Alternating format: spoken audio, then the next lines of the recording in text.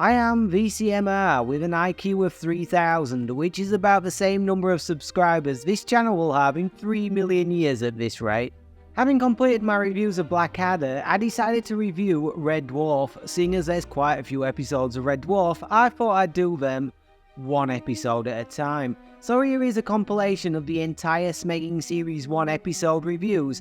Now we've added bonus content that I totally didn't originally cut out of the videos, with a plan to add them back in this video, in an attempt to make it look less lazy. And what better place to start than Season 1, Episode 1, The End, mainly because it's the beginning. It's also considered by many to be one of the best episodes of Series 1. It introduces the show's iconic characters and setting, and also sets the tone and humour for the rest of the series brilliantly. First airing on the BBC on the 15th of February 1988. The episode was written and the series conceived by the writing duo of Rob Grant and Doug Naylor initially in 1983, and almost never made it to the screen for numerous reasons. Firstly, the duo had a near-fatal car crash towards the end of completing the script. Then once they had finished it, the BBC rejected it, not once, not twice, but 3 times, before finally accepting it. Then if all that wasn't bad enough, even when it did go into production, an electrician's strike at the BBC in 1987 meant the project got put back on the back burner and almost cancelled entirely, eventually going ahead after the strike ended. But that wasn't the end of the shenanigans for episode 1, because 2/3 of the episode was reshot at the end of the schedule, as Grant and Naylor felt a lot of it didn't work and they had spare time available for reshoots. With the background out of the way, let's jump straight into the episode. The main thrust of the show is instantly set out in the very first scene, that being the odd couple dynamic between Dave Lister and Arnold Rimmer, these two arguably being the 2 main antagonists of the show, and they provide it with most of its comedy, especially in the first season, largely through exploring that odd couple dynamic. This is instantly established in the very first scene with their reaction to a senior officer. Rimmer, Lister? Yes, sir. Yo, Todd Hunter, get down!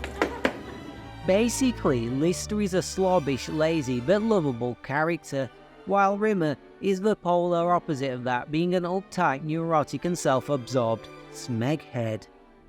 A fact that is reinforced with these 2 jokes from the very same scene. Now, Rimmer, I'm just going through McIntyre's artifacts, and I see that you filed 247 complaints against Lister. Did you hear that, sir? Lister, do you have any conception of the penalty for describing a superior technician as a smeghead? Oh, Rimmer. You are a smeghead. Craig Charles, who plays Lister, was at the time a contemporary and urban performance poet, who had been sent the script to ask his opinion on whether the cat character was racist or not. After begging the producer for an audition on reading the script initially trying for the role as the cat, he was thought a better fit for the character of Lister.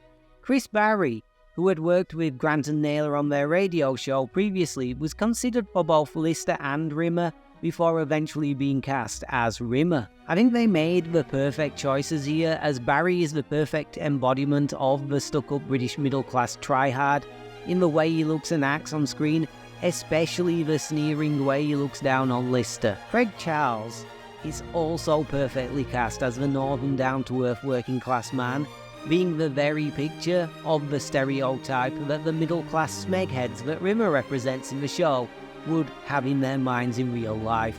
Although not entirely obvious here in this first episode, even though superficially Rimmer and Lister despise each other, it does become ever more obvious as the series progresses that deep down, really deep down, they do have a strong bond and friendship. We get a bit of what I believe is called foreshadowing in the script writing world next, with first the funeral of and then resurrection of George McIntyre as a hologram. Originally, this character was meant to be Australian to underline the internationalness of the crew, but Robert McCulley, the actor, couldn't do a convincing Aussie accent, so instead he did a Welsh one. Here we get another great joke based around Lister and Rimmer's relationship. Holly tells me that he sensed a non-human life form aboard. Said it's Rimmer!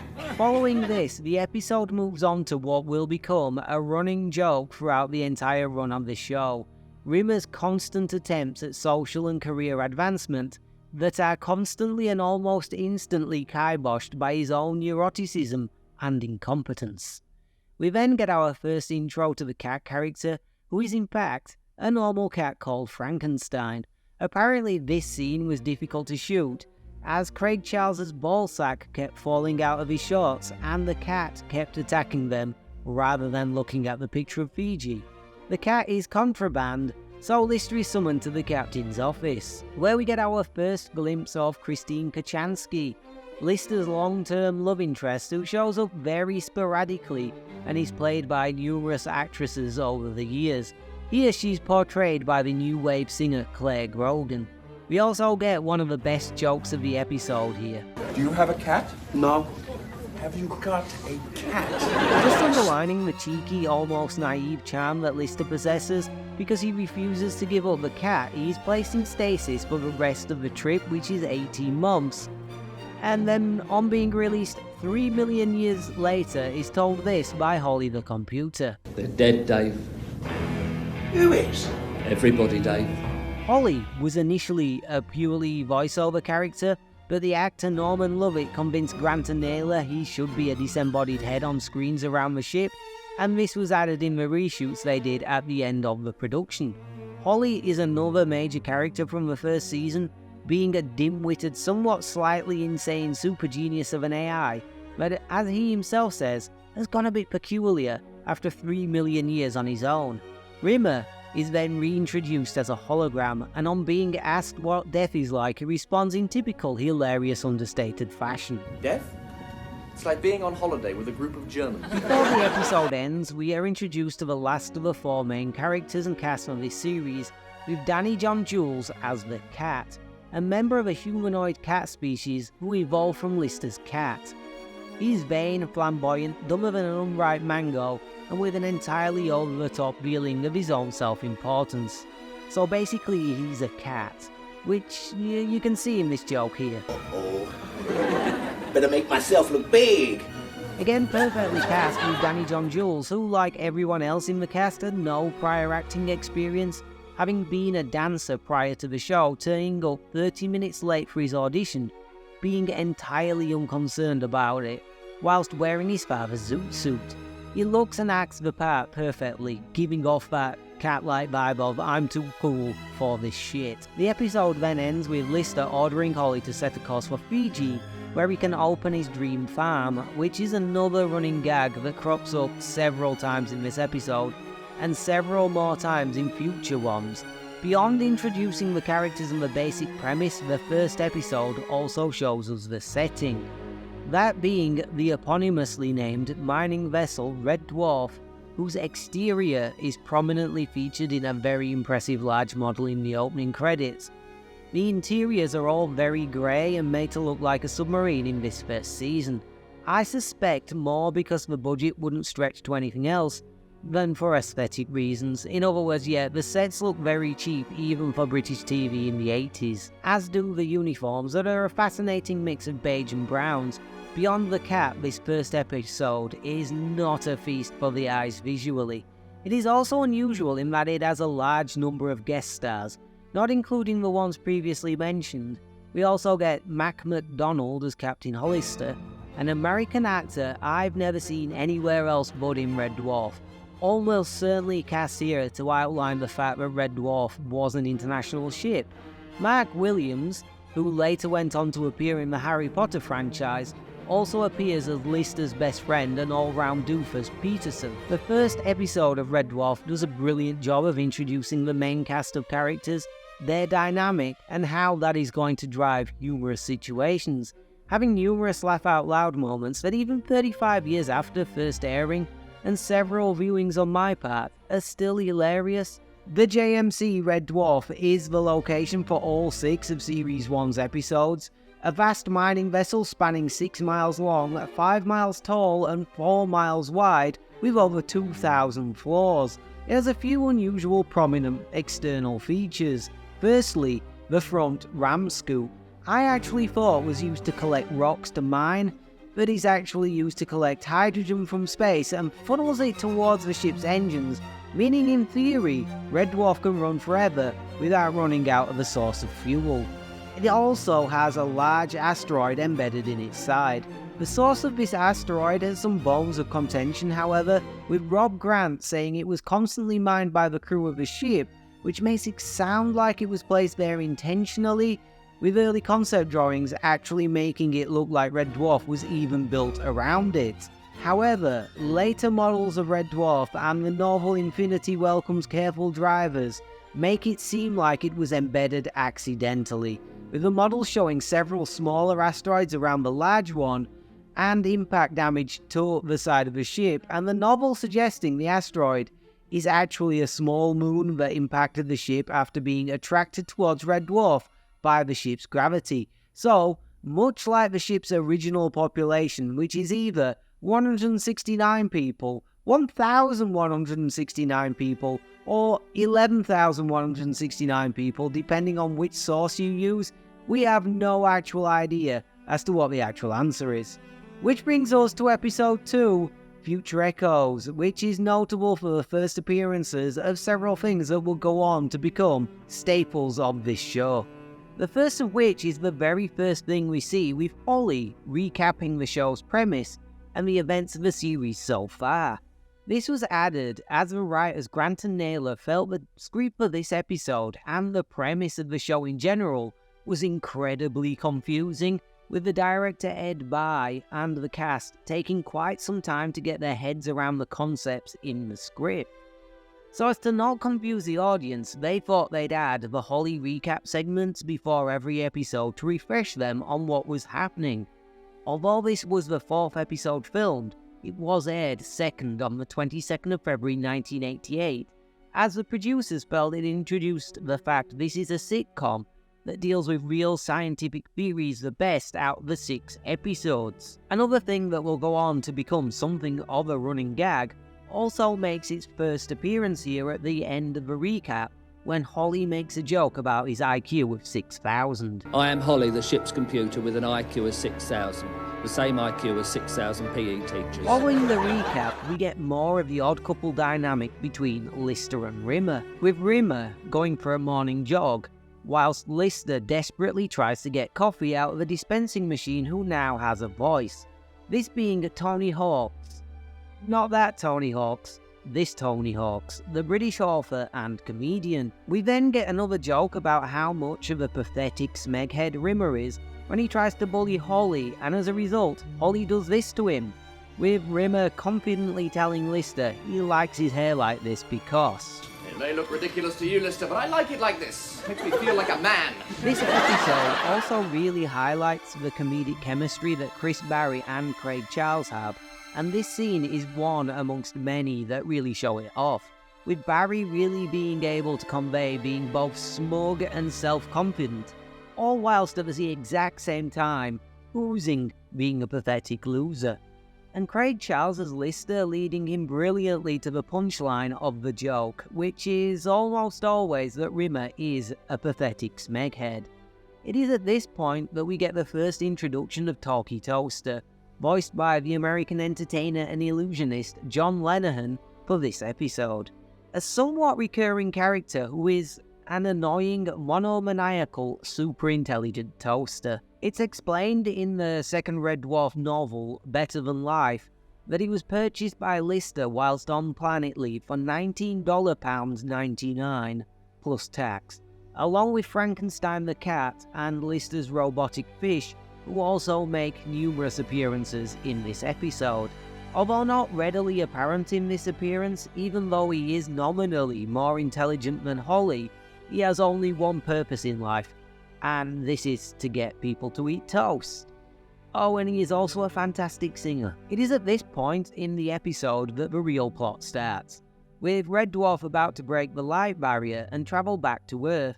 Lister is going to go into stasis and leave Rimmer all alone for that 3 million year journey, a fact that doesn't entirely thrill Rimmer. It also introduces another thing that will go on to become a staple of Red Dwarf, that being the use of real scientific concepts within the plot to drive the comedy.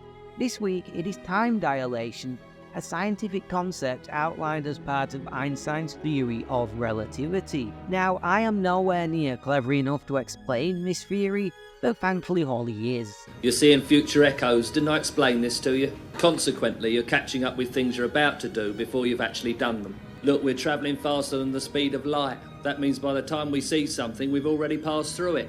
Even with an IQ of 6,000, it's still brown trousers time. As a result, we get a whole bunch of jokes based around the crew meeting future versions of themselves. Firstly, Lister encounters weird things in his mirror.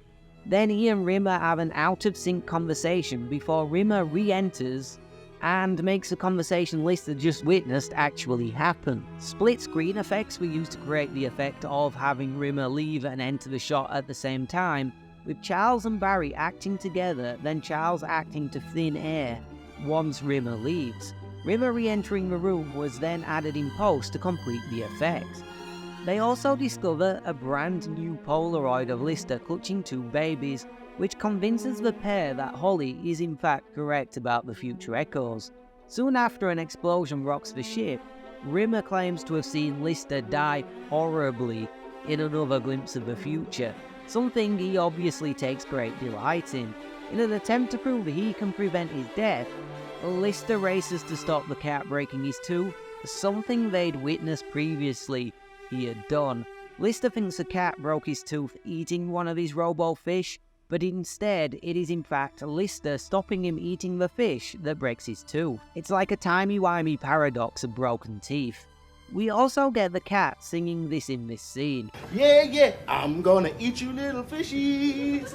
I'm gonna eat you little fishies. Which, for some reason, has gone on to become pretty famous, transcending even the show's fanbase, and was one of the first things a friend said to me when I told him I was reviewing Red Dwarf. With the realization that he can't prevent his own death, Lister accepts his fate and agrees to help fix the drive room's Navicom. Except, he doesn't die. With the last few scenes wrapping up the episode, firstly with 177-year-old Lister telling them that Rimmer saw the death of Lister's son, Bexley. Apparently, the writers, on reflection, felt that Lister should have been more upset at this news, but I disagree, as he doesn't know the child or if the child will ever be real at this point, and it's confirmation he himself won't die. So his lack of emotional reaction to the death of his future son seems fairly reasonable to me. We then at the very end get to meet future Lister holding his two sons, Jim and Bexley, named after Jim Bexley Speed, a London Jet zero-gravity football player we see in a photo at the very beginning of the episode. The plot is really well conceived and put together, with a level of clever complexity that is at the same time very approachable for a general audience. This became a real hallmark of the show, with plot threads set up here being paid off years in the future and complex scientific concepts being played off for laughs. Overall, I think episode 2 is also funnier than episode 1, with every single character having a laugh out loud joke that perfectly encapsulates them as a character. Lister has this one.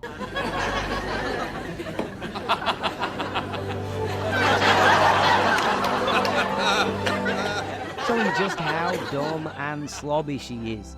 Rimmer has numerous, but this one is one of my favourites. You are how you look, and I look like a complete and total tit. Showing how stuck up and full of himself he is, whilst simultaneously being incredibly pathetic. The cat shows how vain he is, with him being willing to do this just so he can have an extra suit in stasis. Hey, if I cut off my leg and leave it behind, can I take 3? And of course, Holly, with his previously mentioned jokes about his IQ, and the fact he's frankly incapable of flying the ship, as he's gone, well, a bit senile. There are other numerous jokes sprinkled judiciously throughout, and I have to say, I laughed out loud at least 6 or 7 times. We also get our first real introduction to the Scutters, although one is briefly glimpsed in episode 1 as part of George's funeral. They are incompetent robot maintenance droids that perform menial tasks throughout Red Dwarf, who according to Lister have a better union than him and Rimmer. Although there are apparently thousands of Scutters on board the ship, we only ever see 2 on screen at any one time. Maybe because they were a nightmare to get working, being made largely of junk and prone to radio interference from a local taxi firm that would make them go haywire and attack Chris Barry's ballsack. I wonder if I can mention one of the actors' nut hampers every episode. Probably not, but I'll smegging try. That's pretty much all I have for this episode, to be honest. This is more of a Red Dwarf episode for me than episode 1. With just a core cast of characters to focus on, we get a real sense of the chemistry the actors have coming through, and it introduces a number of aspects that would go on to become staples of the series going forward. Rimmer and Lister are essentially space truckers in the vein of the Alien franchise working for the JMC, or Jupiter Mining Corp, who were the commercial arm of the Space Corps, which is tasked with overseeing space flights to and from Earth. With Rimmer having worked for them for 15 years at the time of his death, and Lister for 8 months at the time he went into cryo-freeze. The company was eventually bought out by MCOR. Sometime after the radiation leak aboard Red Dwarf, a conglomerate so large they were eventually able to gain a total monopoly over every facet of Earth's economy. And with that stunning revelation, let's move on to episode 3, The Balance of Power. The weakest episode of season 1 so far by quite a long way in my opinion, and that of the readers of the Smegazine. An attempt to make a pure sitcom episode at the request of the BBC, as they didn't want the show to purely rely on its sci-fi elements, and as such, it's a total failure really, lacking the laugh out loud moments and clever plotting of the prior 2 episodes, or the sci-fi that set Red Dwarf apart from other comedies of this era. To see why, let's jump straight into the beginning of the episode and start to pick apart why it doesn't quite work as well as maybe it should. As usual, we start with another odd couple scene from Lister and Rimmer. In this episode, it is Saturday night and Lister just wants to have fun, whereas Rimmer wants to take an inventory of the ship's provisions, leading to this joke. 4,691 irradiated haggis. I want to have some fun! This is fun! Are you mad? This being one of the few from this opening that got a chuckle from me, Rimmer has also hidden the ship's stock of cigarettes and is rationing them out to Lister in an attempt to keep him obedient, which is the first place this episode falls over really. It leans way too much into the odd couple dynamic between Lister and Rimmer.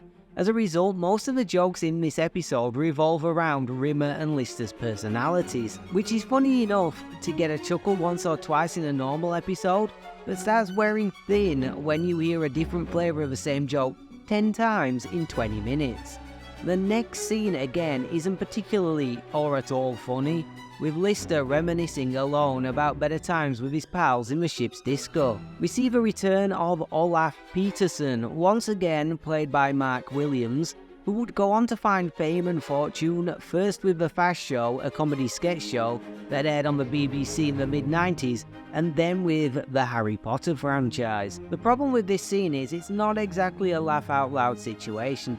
Seeing a man face the existential dread of crushing loneliness, realising that everyone he knows and loves is dead, and he's stuck 3 million years in the future with Rimmer, the holographic equivalent of a Billy the Bass fish.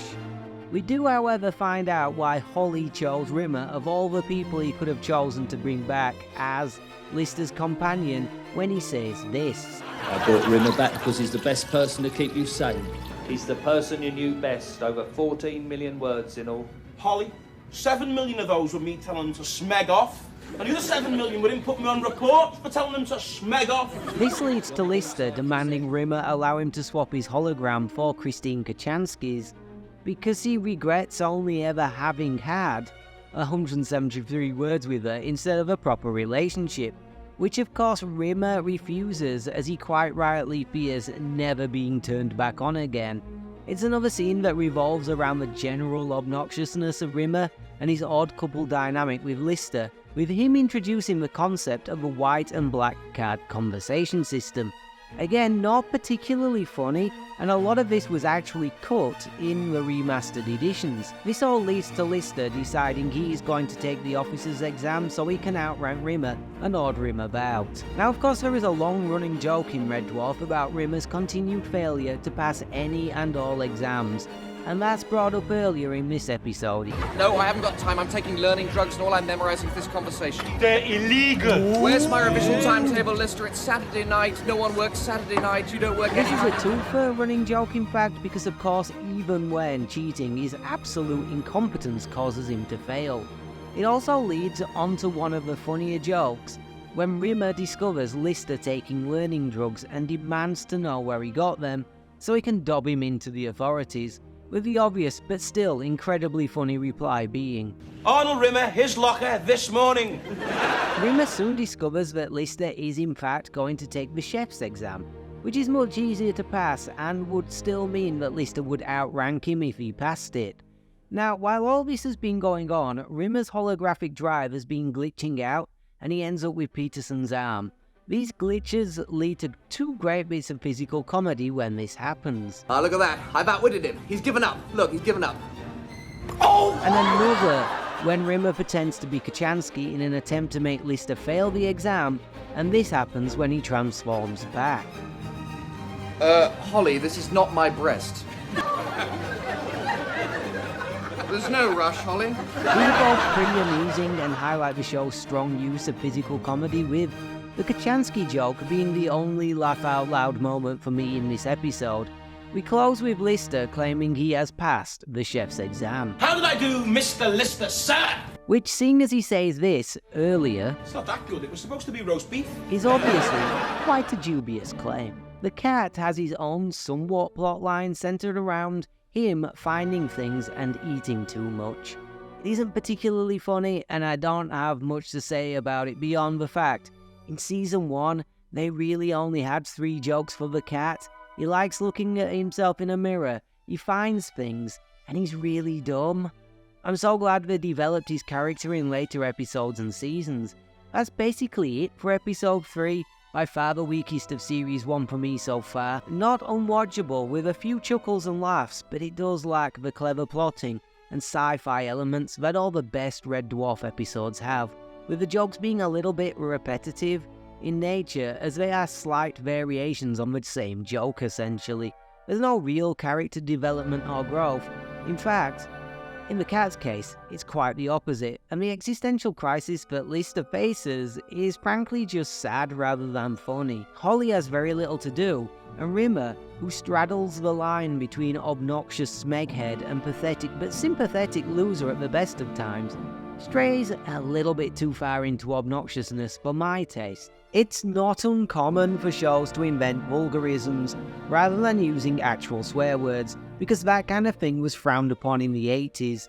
A Red Dwarf is no different, using a wide range of fake swears, with Smeg and other derivations of it being the most commonly used. Which does beg the question, where did the term come from? Now, when I was at school, it was a widely held belief that the term derived from the medical term smegma, which I'm not going to explain because it is totally disgusting and liable to get me in trouble with YouTube. Just suffice to say, it involves not washing male genitalia. However, Grant Naylor has denied ever having heard of the medical term and claims smeg is just an entirely made-up generic single-syllable word that sounds vaguely like it would be a swear word. However, my favourite theory is that the term came about because the very real Italian company Smeg, who produce household appliances, made the original talkie toaster, and it was so bad that Smeg became a swear word, sending the company into bankruptcy, and the modern line of talkie toasters produced by Crapola Inc. are due to them buying the license up.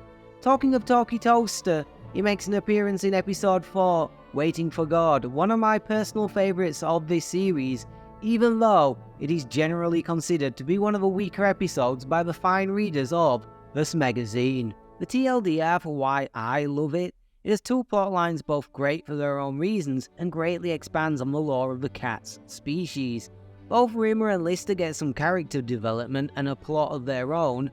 There are some brilliant laugh-out-loud moments, all whilst having a unifying theme of faith and religion. So let's just jump straight in and pick those things apart. As usual, we open with the Holly recap that drops the absolute bombshell that in fact Lister did fail the chef's exam, He claimed to have passed last episode and lied about it to wind Rimmer up.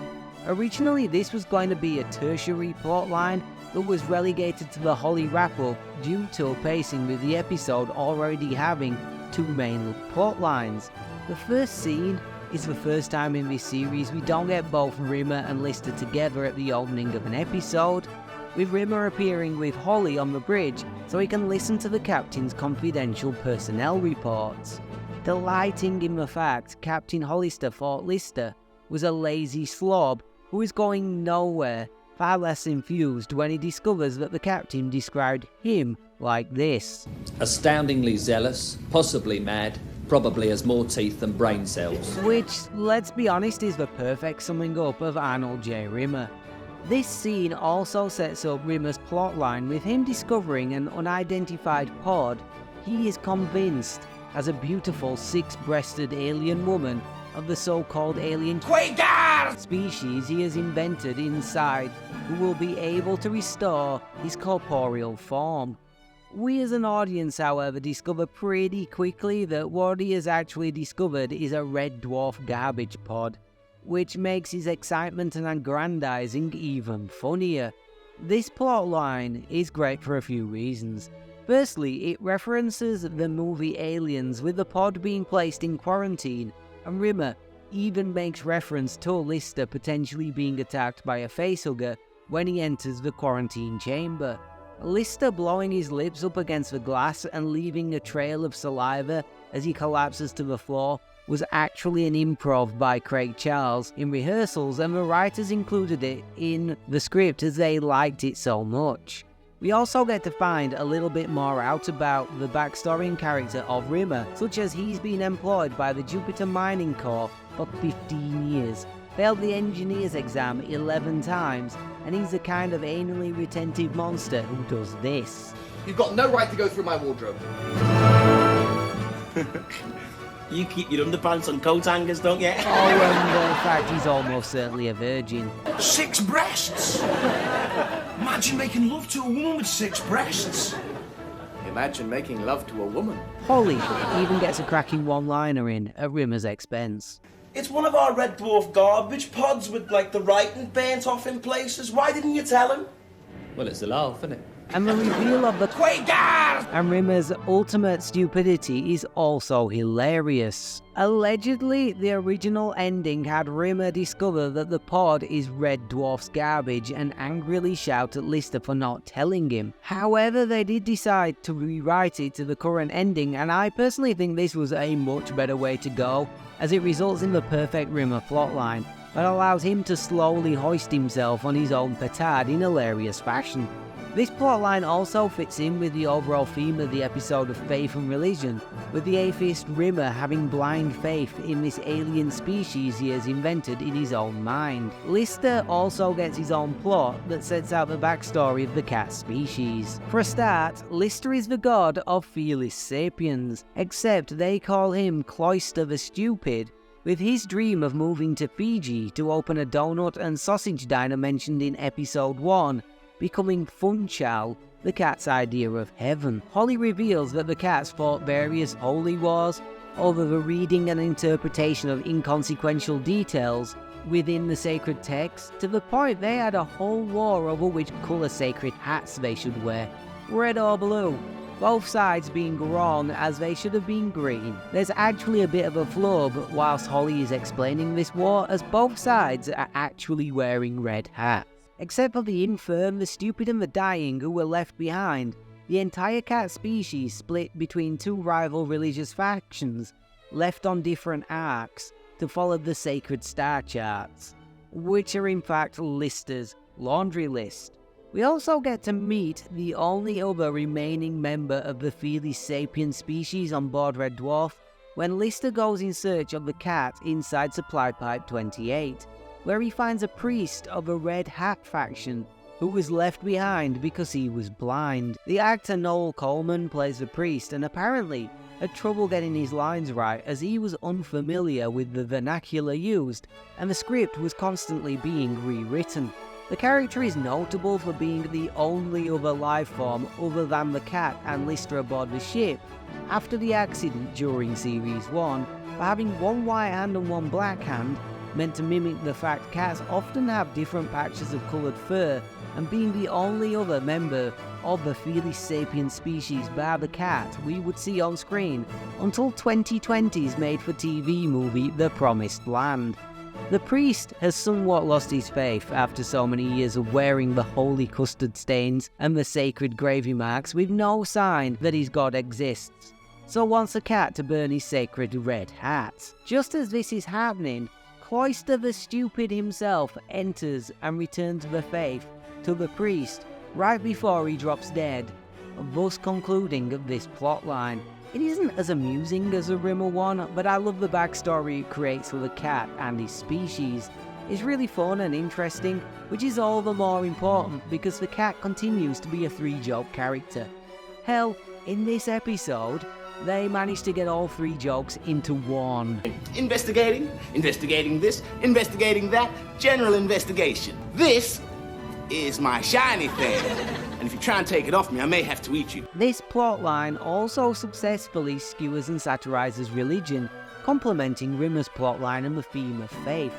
This episode also has another appearance for Talkie the Toaster, where his monomaniac personality comes to the fore and he harasses Lister to eat toast, saying this when Lister refuses. I'm toast, therefore I am. Will you shut up? We don't actually get to see Talkie again until Season 4, Episode 4, where he gets a whole new look and voice actor. His extended absence probably being because his monomaniacal character joke being that he just wants to constantly make toast would get really boring very quickly, and the fact he's a super intelligent AI is already covered by Holly. So that's Episode 4, one that doesn't get much love from the fan base, but for me personally has always been one of the episodes I look forward to in any rewatch of Series 1, as it gives us separate amusing Rimmer and Lister plots that really flesh out the Felis sapiens backstory. There's a fair few laughs, and well, anything would look good following on from Episode 3. I keep mentioning the Smegazine, so I thought I'd do a little section about it in this video, and not because I've run out of tidbits I wanted to pad this video out with. Red Dwarf magazine, later retitled The Smegazine, from issue 3, was the official companion magazine for the show, launched in 1992 by Fleetway Editions, focusing on news, reviews, interviews, competitions and comic strips. Ran for a total of 23 issues before finishing in January 1994.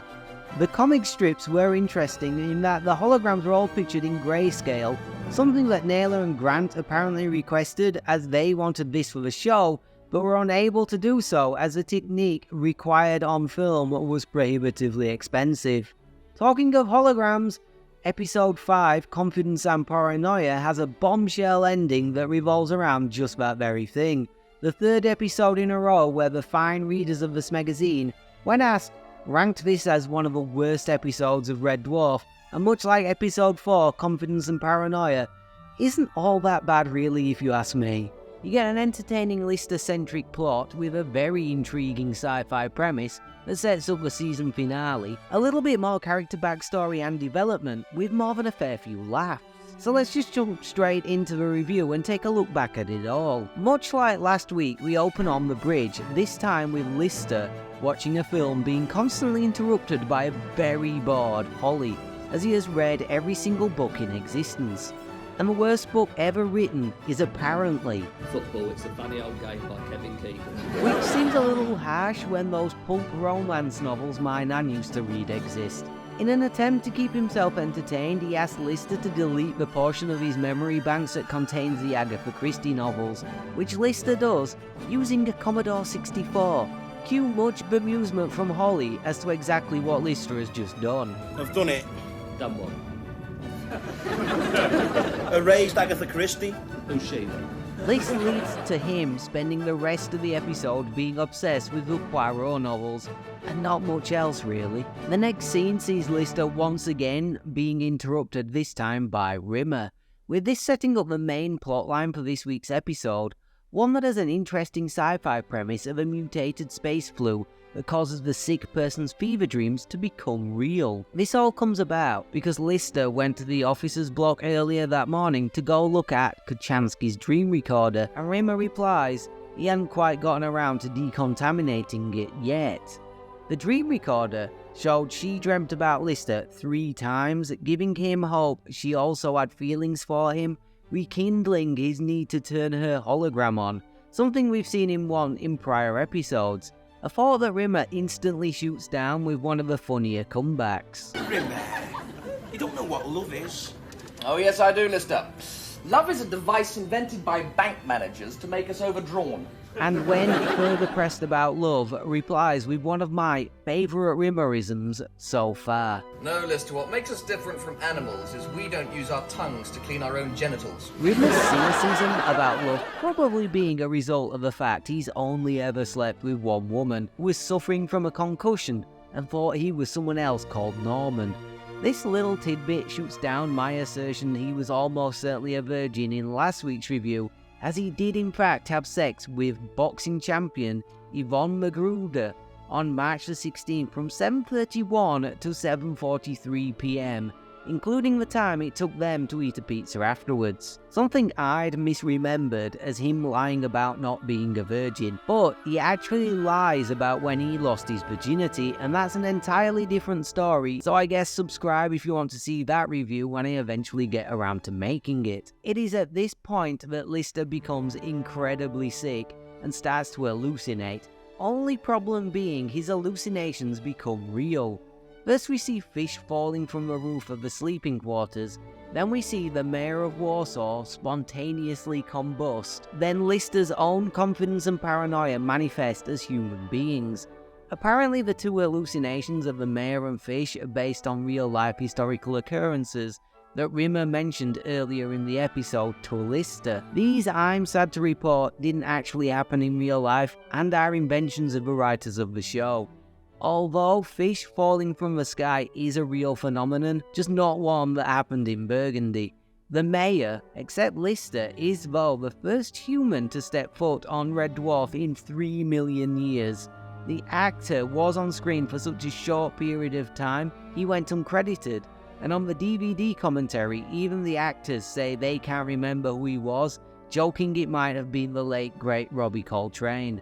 If you do recognise who it is, or you are this actor, let me know in the comments. Once again, split screen effects were used to achieve the spontaneous combustion effect, mainly so that Chris Barry didn't get injured by the explosion, with the mayor, the explosion, and Barry's reaction being filmed separately then combined in post-production. The rest of the episode is taken up by Lister's manifested confidence and paranoia. Confidence being a brash American 50s rocker type, allegedly being styled on Elvis Presley and played by Craig Ferguson, telling him such confidence-boosting things as, "Davey, baby, what can I say? Is he the greatest, most handsome, fantastic person ever, or am I insane?"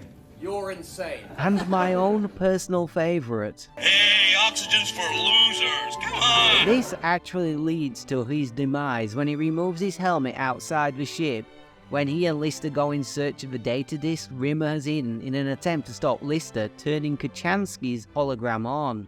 The outside of the ship was actually a specially made full-size set, and they exploded a full-size dummy of confidence for his explosive comeuppance. Paranoia, played by Lee Corns, is a slimy, snivelling, pathetic individual. Kind of reminds me of an evil headmaster you'd get in a Roald Dahl book. Not much else to say about him, seeing as he gets killed off screen by Confidence after maybe 2 scenes, so I'll move on to the end of the episode, which brilliantly sets up the series finale. Throughout the first series, Lister's yearning for Christine Kochanski has been a fairly regular constant, with him asking Rimmer on more than one occasion to let him turn on Kochanski's hologram, something that Rimmer refuses, as Holly can only sustain one, and he rightly fears that Lister will never turn him back on again once he gets the companion he so desires. Personally, I've always thought that Lister would be better off not getting Kochanski's hologram turned on because she can't actually touch him as a hologram. She'd much like Rimmer only exist as a projection, not to even mention the risk she'd turn him down. something Rimmer takes great delight in reminding him of. Why didn't I ask her out? What's the worst she could have said?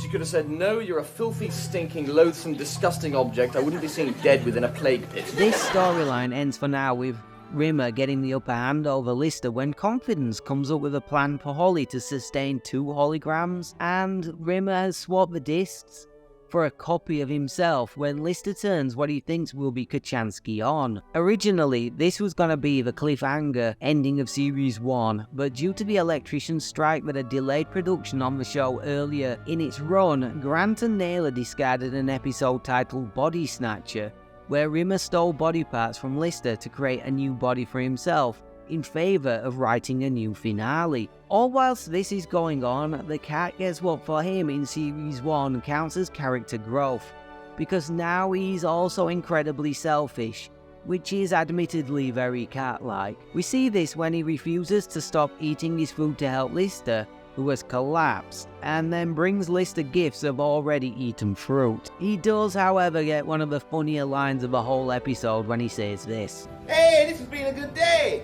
I've eaten 5 times, I've slept 6 times, and I've made a lot of things mine. Tomorrow, I'm gonna see if I can't have sex with something. I think the writers, in an attempt to make him more cat-like, maybe made him too one-dimensional a character in that regard in Series 1. Overall, Episode 5 is a pretty decent Red Dwarf yarn.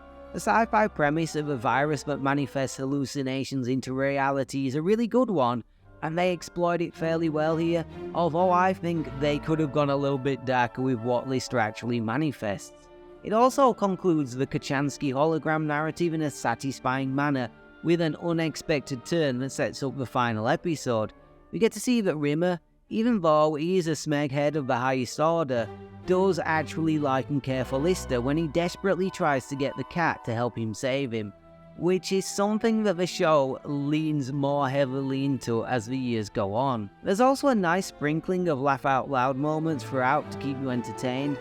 Not one of my favourites, but certainly worth a watch. In Series 1, it is a recurring plot point that there can only ever be one hologram on board Red Dwarf at any one time, usually that being the dead crew member whose continued survival, even via holographic form, was crucial to the ship's mission.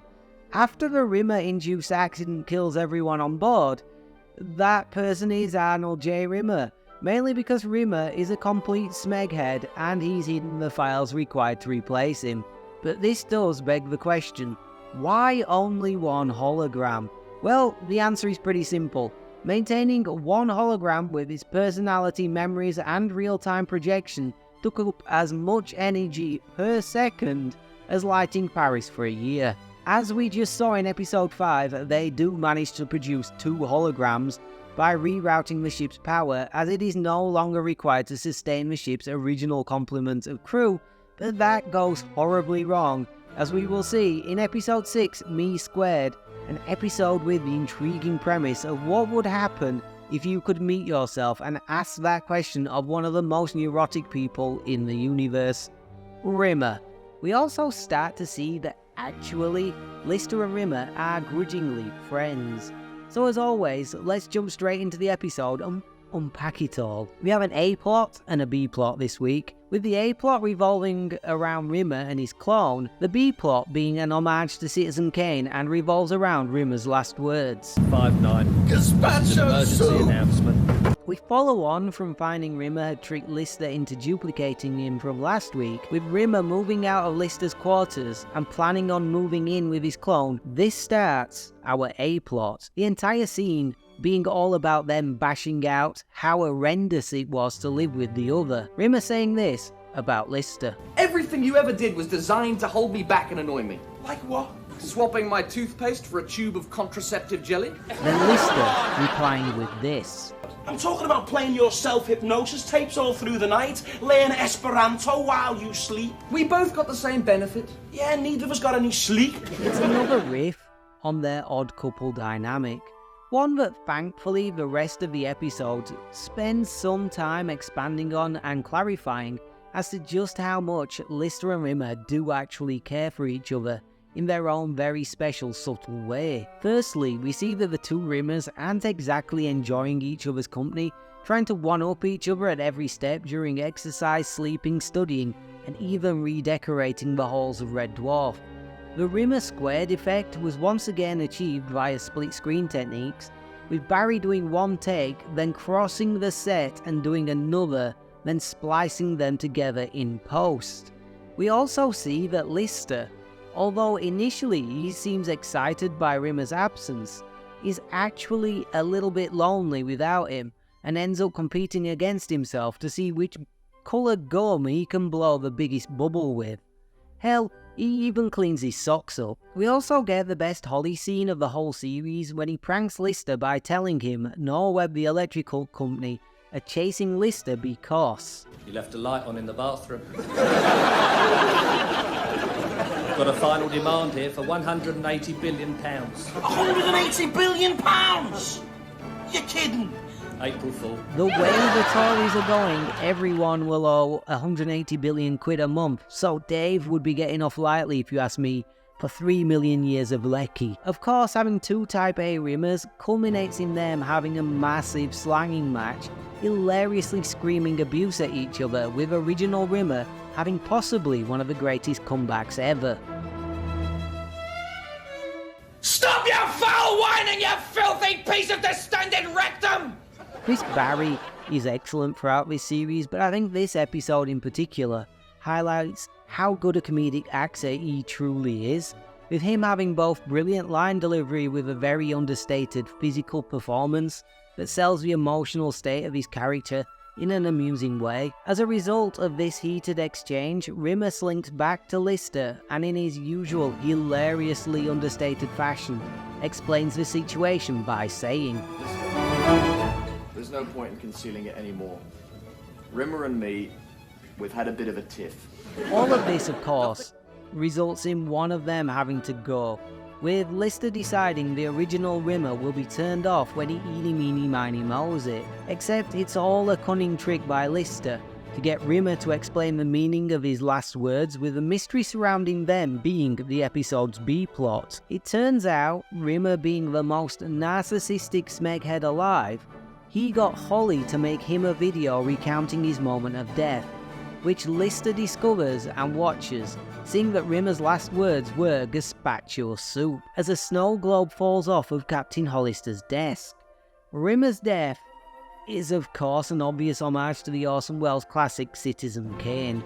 In the opening scene of that movie, Kane drops a snow globe and the rest of the film focuses on the mystery around his last words being Rosebud. The answer behind Rimmer's last words being that after 14 years of service with the company, he was invited to eat at the captain's table and had sent a bowl of gazpacho soup back for being cold, not realizing it was meant to be cold. This ultimately being one of the most embarrassing incidents in his entire life, which, seeing as this is Rimmer we are talking about, is a fairly high bar to get over. The gazpacho soup incident is actually based on a real event that happened to the writers Grant and Naylor, who narrowly avoided a Rimmer-esque faux pas when they were served the stone-cold soup at a meeting with Thames Television, refraining from mentioning anything at the meeting and discovering that gazpacho is meant in fact served cold and possibly not even a soup.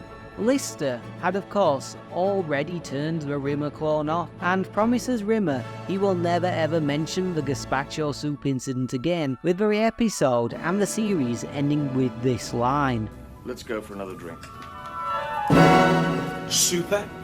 I personally think all of the events of this episode, in subtle ways, show how much Lister and Rimmer, even though on the surface they pretend to despise each other, would be lost without the other, and are, as a result, best friends, even if neither would admit it. The cat is once again entirely underutilized, his one joke this episode being that he is courting Lady Cat, even though there are no other cats on board Red Dwarf. He does get this chuckle-worthy line though. Hey, I'm looking so good today. If I looked any better, I'd be illegal. I went into these videos with the mindset that I really liked the cat as a character. I can't actually believe how little he is used in this first series, to the point He's essentially relegated to a peripheral figure who gets 1 or 2 scenes each episode and maybe 1 or 2 jokes. This is another episode that wasn't exactly beloved by the readers of the Smegazine, coming in at number 25 out of 30 in the same 1992 poll I mentioned in the Confidence and Paranoia review. For me personally, this would be above The Balance of Power, but below Waiting for God and Confidence and Paranoia, so the second worst episode of this per series. There are a few great jokes and the premise is a fine one, but it never really breaks out into a classic dwarf episode for me. Certainly not bad by any stretch of the imagination, but once again, not a classic, and probably not as great an ending to the series as the original reveal of the 2 Rimmers would have been. Thanks for watching. I plan on continuing these Red Dwarf reviews later in the year, so if you want to catch those, then like, comment and subscribe, you absolute smegheads.